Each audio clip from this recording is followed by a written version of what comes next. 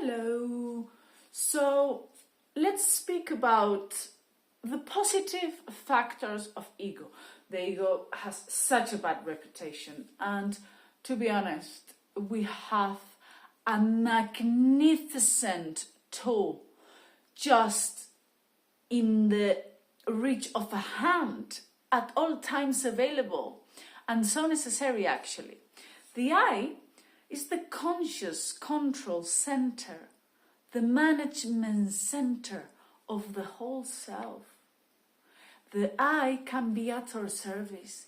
The I can be trained.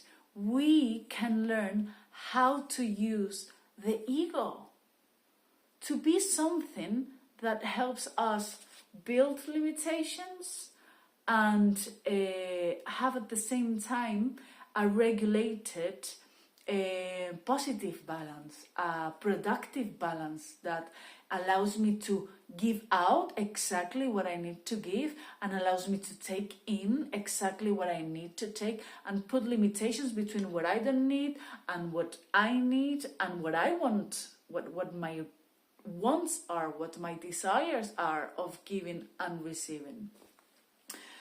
The I is focused, listen to this, on the content of the conscious mind.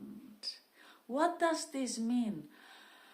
I cannot be in charge, I cannot manage something that I am not conscious about.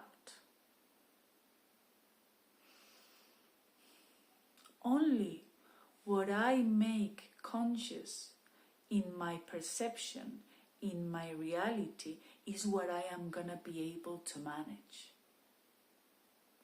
So that gives us a new motivation to make the unconscious and the programmings and the shadow a conscious thing. The I directs not only what we perceive and how we interact with our environments, it also directs and is in charge of the proper training, acknowledgement, and management of the emotional realm.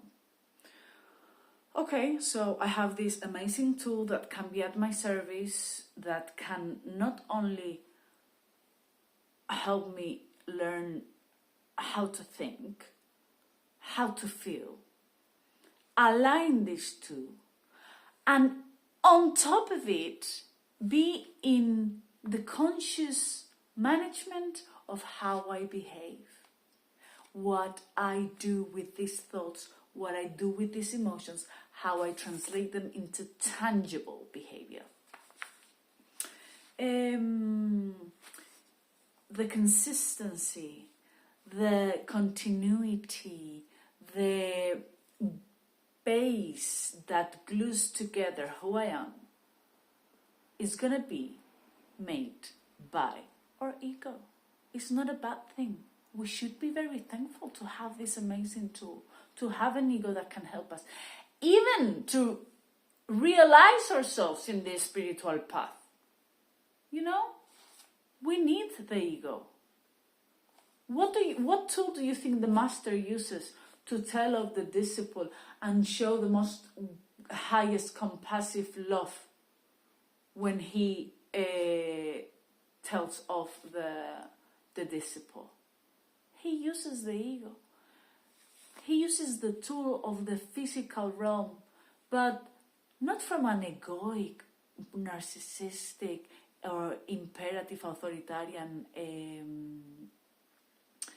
or abusive more than authoritarian, because authoritarian can be very positive, but not from an abusive point, but from a loving, beautiful, teaching perspective. So, well, I'm using Dr. Shellhammer Personality Development, beautiful book. It's available in Amazon in case you want it. He is the founder of my university, so I use his content a lot and I am a fan of it. So I'm very grateful that I can share this with you guys.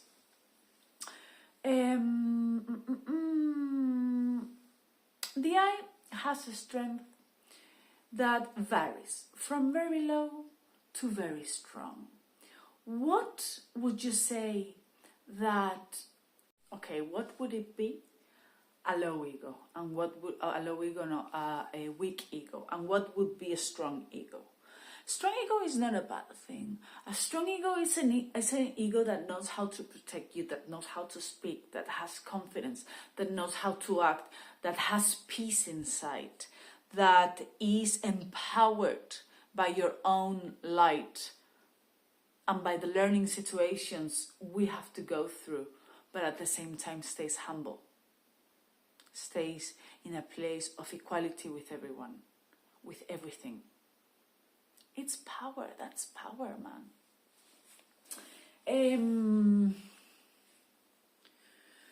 Vale. Okay. All humans, we all, just by being humans, have an ego. We need the ego. And it's formed by the components of our self-image, okay? Is the description that we tell ourselves about who we are, how we are, the meanings and evaluations we give to our own actions, personality, inclinations, evaluations about situations and other people.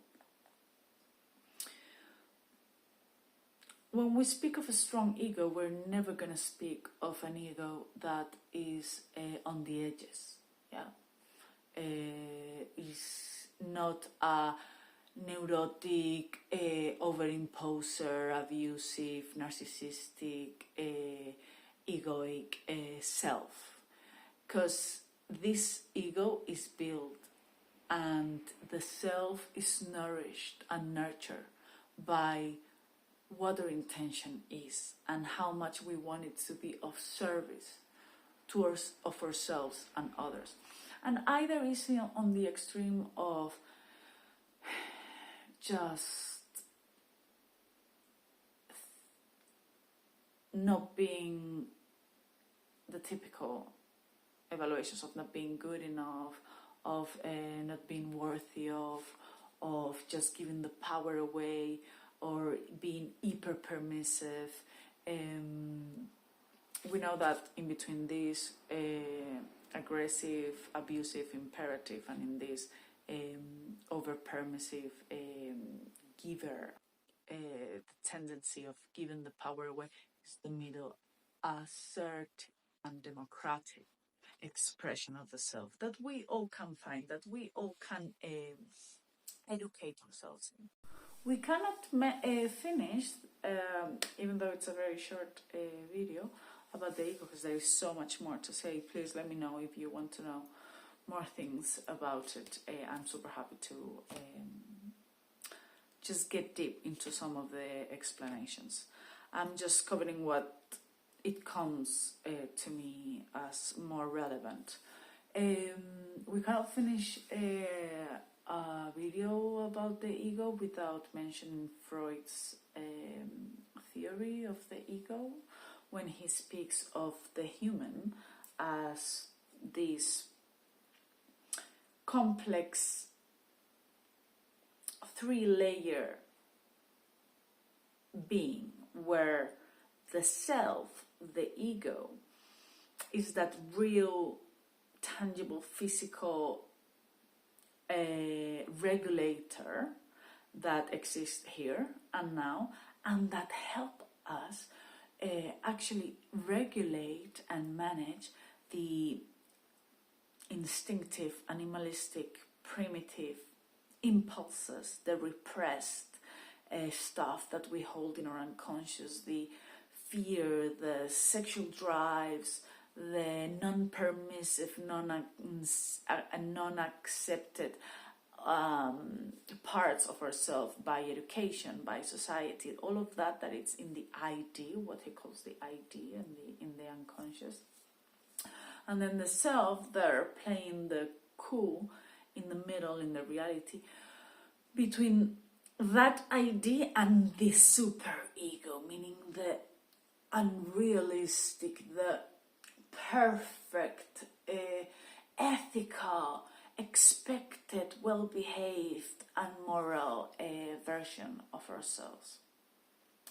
So, following also Freud's theory, man, it's fantastic to have an ego. Let's love ourselves deeply in there, and let's keep investigating how to put this at the service of us all. Thank you.